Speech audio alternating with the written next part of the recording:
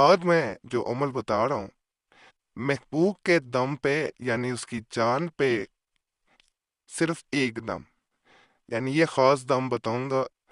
اسے اگر کوئی انسان یہ تصور کر کے کرتا ہے کہ سامنے محبوب بیٹھا ہوا ہے اور آپ اس کے دل کی طرف دیکھ رہے ہیں، یعنی جس جانب دل ہوتا ہے وہاں دیکھ کے تصور کرنا ہے اور اسے پڑھنا ہے.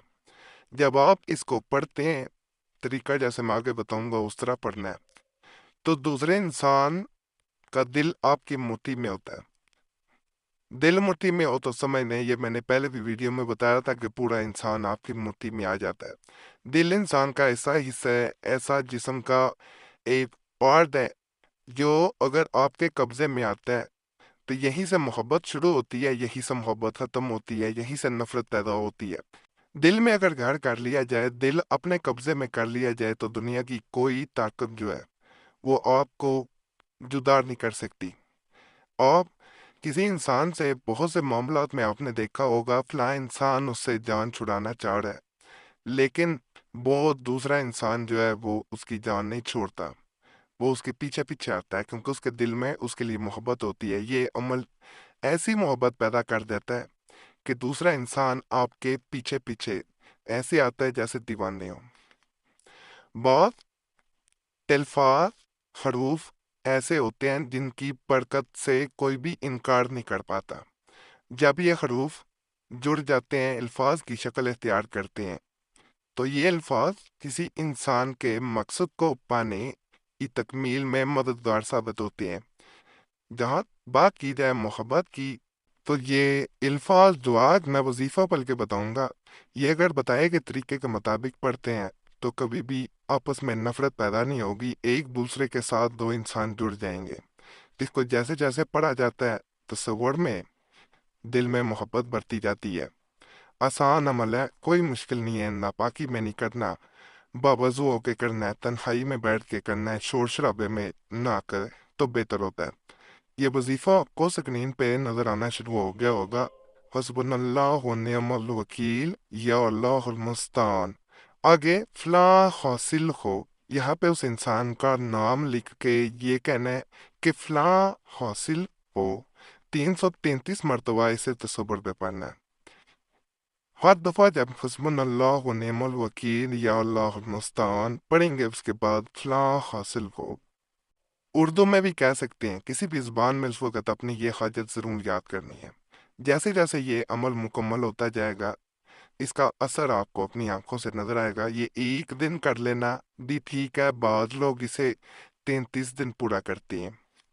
33 دن پورا کرنا دوسرے انسان کو اپنے لیے پاگل کرنے کے بالکل مترادف ہے، لیکن ایک دن کر لینا آپ کو اس کا اثر بالکل ایسے واضح دکھاتا ہے کہ آپ کو نظر آتا ہے دوسرا انسان کس حد تک بدل گیا ہے.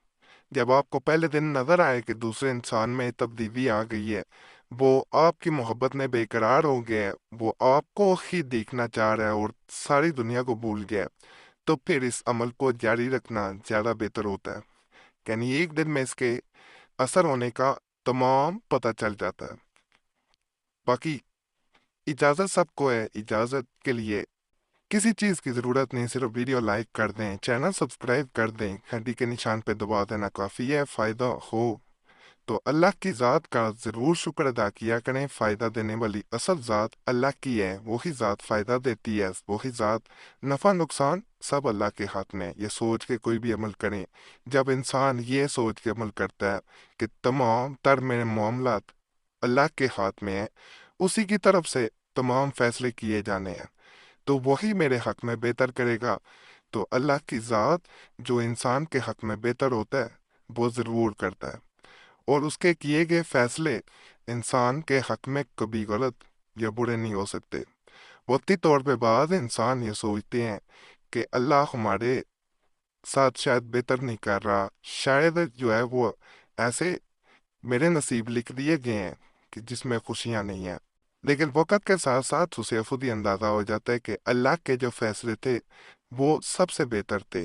جو 70 ماؤں سے زیادہ پیار کرنے والی ذات ہے، وہ انسان کے حق میں کبھی بھی ایسا نہیں لکھ سکتی، ایسی تقدیر کبھی نہیں لکھی جا سکتی کہ جس میں انسان کی بہتری نہ ہو.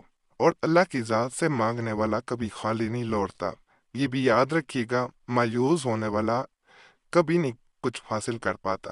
تو مایوسی گناہ ہے، مایوس کبھی نہ ہو، اللہ کی ذات سے مانگتے رہیں، اللہ کی ذات ضرور عطا کرے گی۔ باقی اللہ سے دعا ہے آپ کی تمام تر دیکھجات کو اللہ پورا فرمایا، آمین۔ صلی اللہ تعالیٰ آخر حقی نور عرش محمد